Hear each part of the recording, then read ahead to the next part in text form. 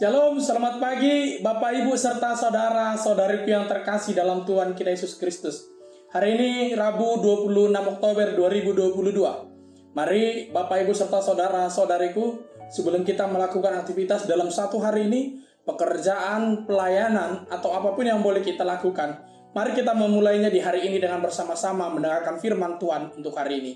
Mari kita mendengarkan firman Tuhan. Firman Tuhan hari ini diambil dari 1 Korintus 15 ayat 22. Karena sama seperti semua orang mati dalam persekutuan dan Adam, demikian pula semua orang akan dihidupkan kembali dalam persekutuan dengan Kristus.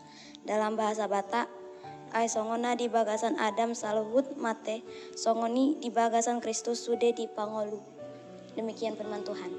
Bapak Ibu serta saudara-saudariku yang terkasih dalam Tuhan kita Yesus Kristus. 1 Korintus adalah surat yang pertama yang Paulus sampaikan kepada jemaat Korin. Mereka percaya bahwa Tuhan Yesus itu adalah Tuhan kita. Tetapi sangat sulit bagi orang Korintus untuk mengimani ada kebangkitan yang nyata dalam Kristus dari antara orang mati. Ibu Bapak serta saudara-saudariku yang terkasih, kalau kita boleh bikin satu judul renungan untuk hari ini, yaitu persekutuan dengan Kristus. Mungkin kita akan bertanya-tanya, apakah ada persekutuan setelah hidup di saat ini? Tentu ada. Karena itulah karya Kristus ketika dia dibangkitkan dari antara orang mati, maka dengan dia juga kita akan bersekutu setelah hari kematian kita lewati. Itulah yang dikatakan hidup kekal. Ibu bapak serta saudara-saudariku yang terkasih, sulit untuk mengimani hal ini seperti yang dialami oleh jemaat Korintus. Banyak orang Korintus yang mau saja menerima Kristus sebagai Tuhan, tetapi sulit menerima dan mengimani bahwa ada kehidupan, ada kebangkitan setelah kematian. Ibu bapak serta saudara-saudariku yang terkasih, inilah perbedaan kehadiran Kristus, inilah perbedaan kedatangan Kristus dengan agama-agama yang lain. Kehadiran dan kedatangan Kristus bukan meniadakan segala hukum. Kehadiran dan kedatangan Kristus bukan meniadakan persekutuan setelah kehidupan.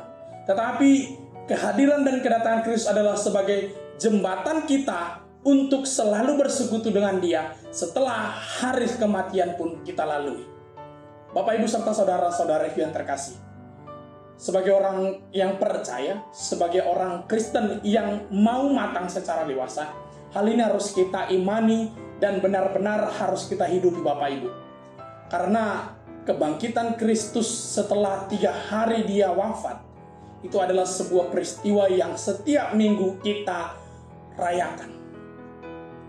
Kebangkitan Yesus Kristus 3 hari dari kematian, itu adalah peristiwa iman yang setiap minggu kita ikrarkan. Maka peribadahan kita berbeda dengan orang Yahudi.